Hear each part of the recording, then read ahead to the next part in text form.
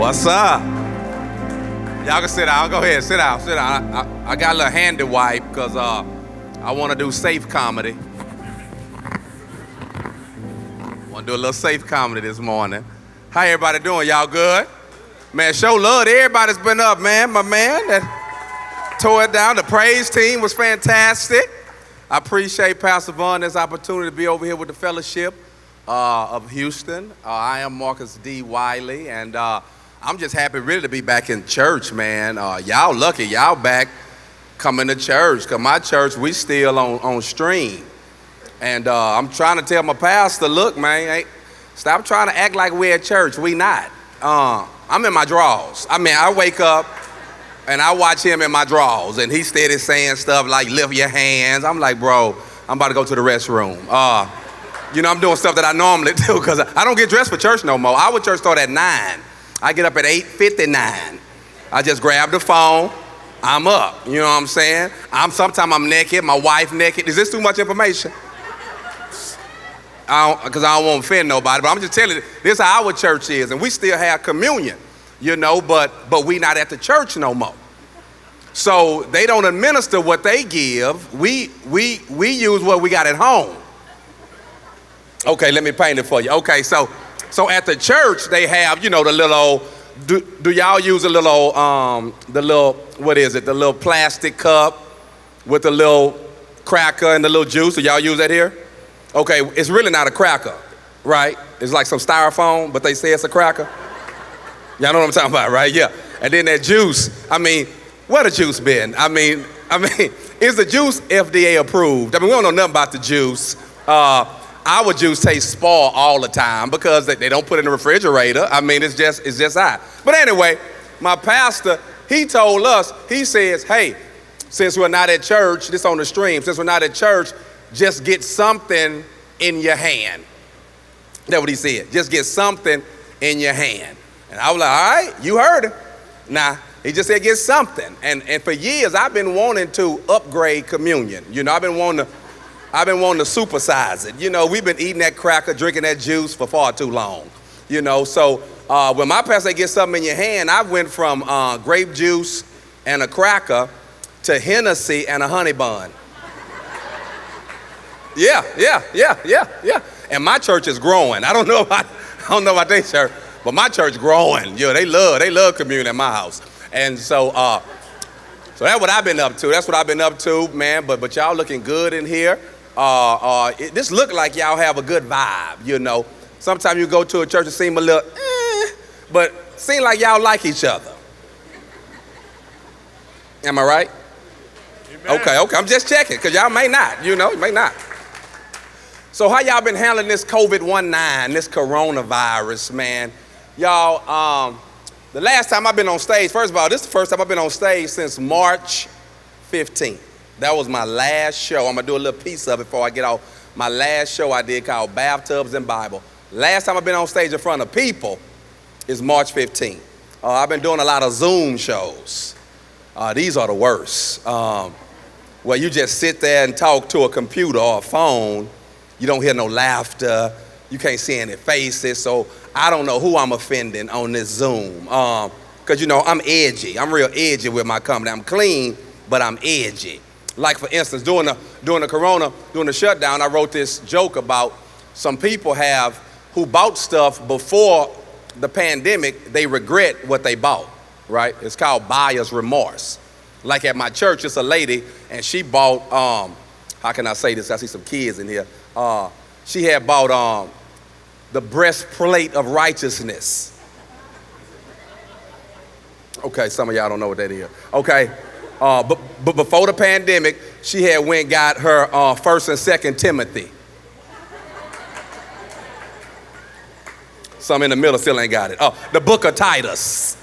Okay, anyway, you know, she went and got that done. That's what she got done in February, because she had money. Then the pandemic hit, lost her job. Then she came to the church and was like, yo, I need some money, you know, and they was like, what for? She was like, I need rent. And they was like, it's on your chest. You call them racks. And so the racks, they on your chest, you don't have the money for it. I'm just saying, people's making some bad decisions, and they looking at the stuff they bought. It's a guy, same dude. I'm just not on the latest. It's a guy at my church. He has he was receding, let me see, most of y'all straight, but he was receding, he was losing his hair, and they got this new thing out where you can have your little hair transplant. LeBron James got it.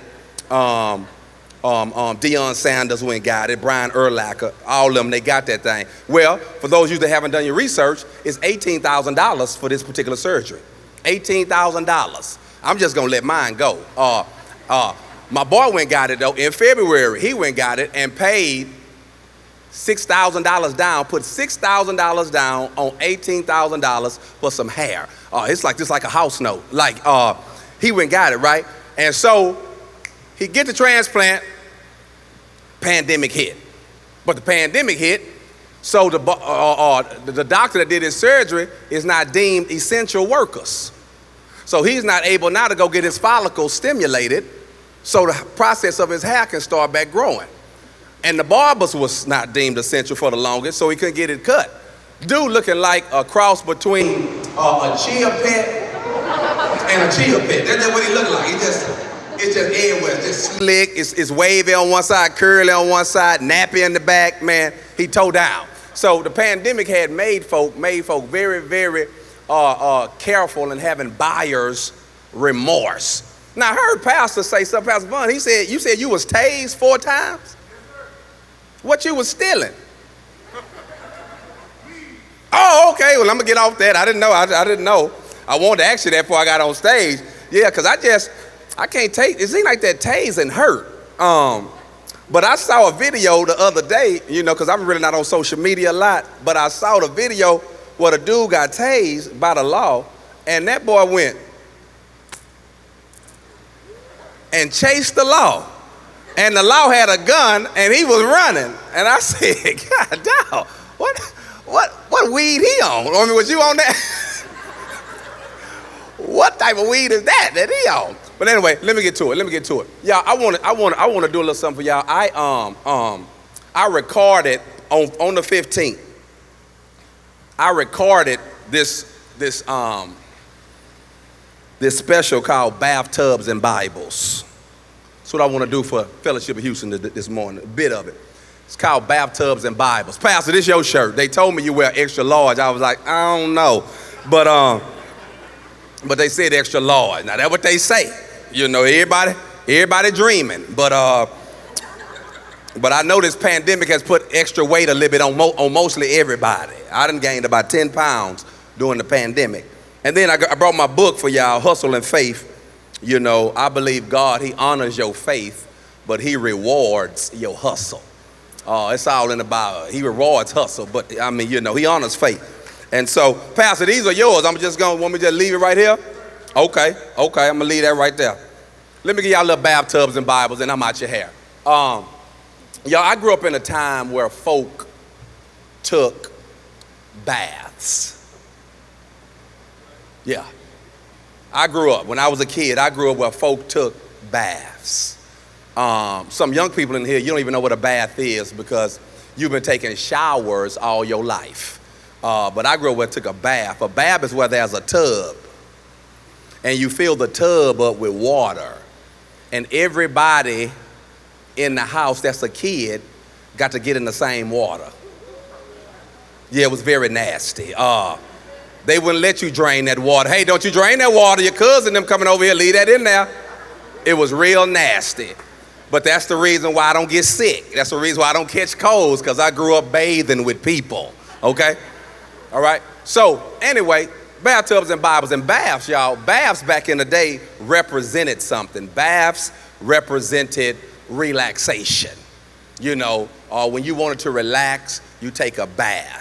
If your body was aching, old folk would tell you to put a little Epsom salt in the water. Somebody know what I'm talking about.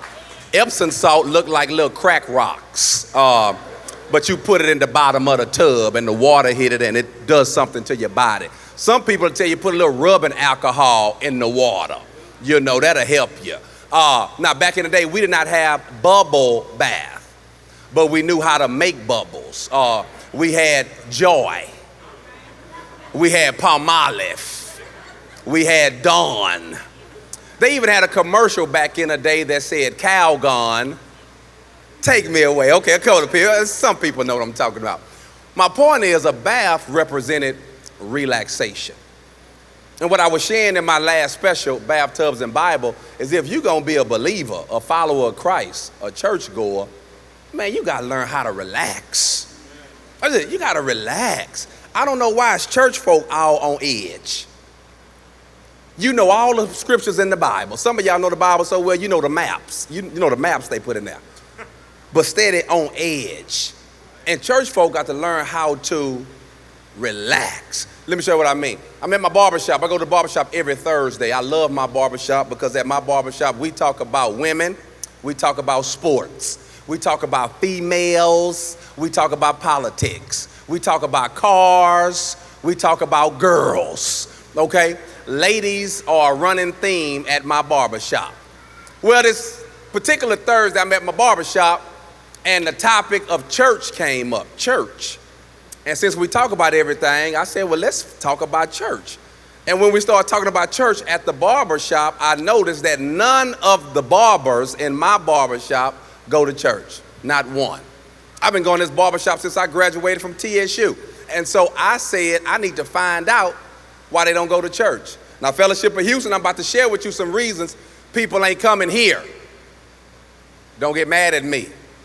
I'm just reporting what the streets are saying. Okay, this ain't even me talking. This is he that is within me. Okay? I'm sharing this with you. The first barber in there is a dude by the name of Eric. Everybody say E. I said, E, why you don't go to church? E say, Mark, I don't go to church because it's boring. And what'd he say? He said, I don't go to church because this here is boring. I've been in church all my life. Church ain't never been boring. But it's been long. Oh, yeah. See, these new churches we deal with now, y'all in and out. Church I grew up in started at 10. We still there at 2:30. That's too long. Anytime you somewhere 4 hours not getting a check, a stipend, that's too long, right? Back in the day, my dad, see, we got the new pastors, not like Pastor Vaughn, these are new pastors. They in tune with the time. But back in my day, my dad ain't cared nothing about time. Sunday was the Lord's day. And you had nothing else to do with your life but go to church. So when he would preach, he would say stuff like, I'm on my way to my seat. That's what my dad would say. 10 minutes later, I'm on my way to my seat. 30 minutes later, I'm on my way to my seat. I'd be like, dog, did you forget where you were sitting? Do we got to bring the seat to you? You know, my dad always be saying stuff like, I'm about to close, or I'm trying to close. Why church folk don't know how to close? Just close. I mean, go to the mall. What time they close? 9, close. They not looking to close, they just close. But we always trying to find a way to close. So church is, watch this, not boring, but it's long. I used to be on the praise team. I did. I used to be on the praise team. But we sang too long. I had to get out. I went to the praise team leader. I said, say, why when I hear this same song on the radio, it's 3 minutes? But when we sang it, it's 23 minutes. He gonna tell me, well, you know, the spirit got high. I say, well, the spirit need to come to choir rehearsal. Yeah, I need to get my stamina together. I ain't got time to keep singing this here. Waymaker, miracle worker, promise keeper, light in the darkness. My God, that is who you are. Everybody got it. The next barber in there is a dude by the name of Jason. And I said, Jay, why you don't go to church? Jay say, Mark, I don't go to church because it's routine. He said, it's routine. He said, man, they do the same thing every Sunday. I said, wow. He said, I already know what to expect. He said, at his church, the praise team gonna sing 2 songs. One fast, one slow, y'all know. He said, church is just like The Young and the Restless. He said, I could not watch The Young and the Restless for 4 months. And when I finally see it, pick up right where I left off. Victor's still with Nikki. Jack's still trying to get Jabot. It's the same storyline. All these years, ain't nothing changed. right? And so he was saying church is routine. When I heard that, I went and told my pastor, I said, hey, why do you preach at the end of service? You ought to trick folk. Church start at 10, start preaching at 10. Then when they come in, they be like, you know, I'm waiting on pastor. Pastor done. But it's offering time. Pastor done though. Yeah. What's it? The next barber is my barber. It's a dude by the name of, dang, what's my barber name? Anyway, next barber, Tim. I don't even know my barber name. I go to Tim. I say, Tim, why you don't go to church? Tim say, Mark, I don't go to church because everybody in there fake. Yeah, he talking about y'all. He said, everybody in there fake. And I said, Tim, everybody in church ain't fake, man. I said, everybody in church realize that they need somebody greater. And they just in there trying to get their life together the best way they know how. I took up for y'all. I mean, us. I took up for us. Next barber in there is a dude by the name of Bo. I said, Bo, why you don't go to church? Bo say, Mark, I don't go to church because all they want. You go to my barber shop? Because that's just what Bo say. Bo say, all they want is your money. I said, Bo, where else in the world do you go where they don't want your money? I wouldn't even want to go somewhere where they don't want money. Do you know you get what you pay for? And why when money come up in church, people get a little tight, a little stiff, arms fold, lips twist, eyes roll. Stuff costs.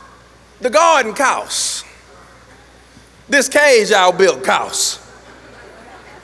These instruments cost. These lights cost. I cost. I'm just not over here on Father's Day. Stuff costs. But the last barber, Pastor Vaughn, is the one that got me. The last barber in there is a guy by the name of Anthony. We call him Ant. Now, Ant, y'all, got to give you a little background on Ant because Ant, he has a love affair with the prison system. You know, they break up, get back together, break up, get back together. Ant got 2 strikes on his back. Ant got tattoos everywhere. I'm talking about tattoos, places you never thought the tattoo artist can put tattoo under his fingernails. Ant got tattoos. I'm like, boy, you got a cold artist. But anyway, I asked Ant why you don't go to church. Ant say, Mark, I don't go to church because I don't see where I fit. Now this one got me. Ant say he don't see where he fit. Because if Ant don't fit in church, I'm trying to see who in here do. And why do the ants of the world feel like they don't fit at church? I mean, who don't fit love and joy and peace and restoration and you know all this good stuff? Who don't fit that? That should be for everybody. Forgiveness, that should be for everybody, right? So, Phil is here. Ant tell me he don't fit. So what I did, that stuck with me. So I went prayed to the Lord, you know, our Savior. I went prayed to him. I'm not a prayer warrior, but I hollers at him. And I went asked God, I said, is there a church? Have you created a church where everybody fit? Like a church where, a church without spot. I believe that's what y'all Bible say. Church without wrinkle. Is there a church created where everybody fit? And believe it or not, the good Lord showed it to me. Y'all, out the blue, one of my childhood friends called me and said, hey, Mark, I got tickets to go see the Texans. I got sweet tickets. For those of you that don't know what sweet tickets are, that's when you sit up in the press box and it's all you can eat, all you can drink, and all you can drink. Some of y'all know the difference. He said, I got a sweet ticket at the Texans game for you. I said, cool in the game. I'm there. I'll see you after church. He said, no, come early. I said, okay, I'm going to go to first service at my church, then I'm coming. He said, no, get there early. I said, dog, the game don't start till 12. Why would I be coming somewhere this early? He said, come early because we tailgate. Listen to me. Fellowship of Houston, if you want to see what real, true, genuine fellowship look like? I beseech thee, therefore, brethren, to attend a tailgate at the Texans game. Y'all, when I walked out to the NRG Stadium, I was thoroughly impressed. I mean, when I walked out there, y'all, everybody out there was operating in their fit. Everybody was doing what they do well with no judgment, no criticism, and no condemnation. I mean, everybody. When I walked out there, they had living room furniture, dinette sets, patio furniture, flat screen TVs, riding mechanical bulls, jacuzzis, RVs. Everything was out there. Every ethnicity out there doing what they do with no judgment. Over here, you had the Asian community. And the Asian community was over here with they shrimp fried rice, they sushi, they sake, they egg rolls, they wontons, they fortune cookies. Wasn't nobody out there saying, that ain't how you roll an egg roll. Wasn't none of that going on. Wasn't nobody saying, we don't fry rice, like none of that. They were just sharing it, giving it to anybody that wanted it. Over here, you had the Hispanic community, and they had they nachos, they tacos, they burritos, they chimichangas, they tamales, they coronas, they margaritas, and they were just handing it to you. I walked by, they said, Marcos, you want one? I said, nah, I don't drink, but let me taste it. Oh, taste and see, that's Bible for those of you that need it. Over here, you had the white community, and they had their sandwiches, and they cheese, and they wines, and they crackers, and they hummus, and they couscous, and they trail mix, and they beef jerky, and they were just giving it to anybody that wanted it. But then over here, you had my people, black people, fried chicken, fried fish, fried shrimp, pork chops, barbecue, gumbo, etouffee, boudin, Hennessy, Tanqueray, Cavassier, Jack Daniels, Jim Beam, Christian Brothers, Bacardi, Miller Lite, Bud Light, Coors Light, all the lights. I mean, the Israelites, everybody was out there. It was lit. But I don't want y'all to miss this. I look at my watch, it was time for the game to start. I said, say, man, y'all ready to go in the game? The dude that invited me said, shoot, we good out here. I said, what? He said, here go the tickets. If you want to go in the game, go on, go. But we good out here. I said, so let me get this straight. We at the game, but we not going in the game. What I'm sharing with you this morning is that the fellowship outside is so fitting, it's so loving, it's so forgiving that folk don't even want to come inside. It's a new day. So what we got to do, people who are believers, we got to take all the good preachings and the good teachings we've learned inside, outside.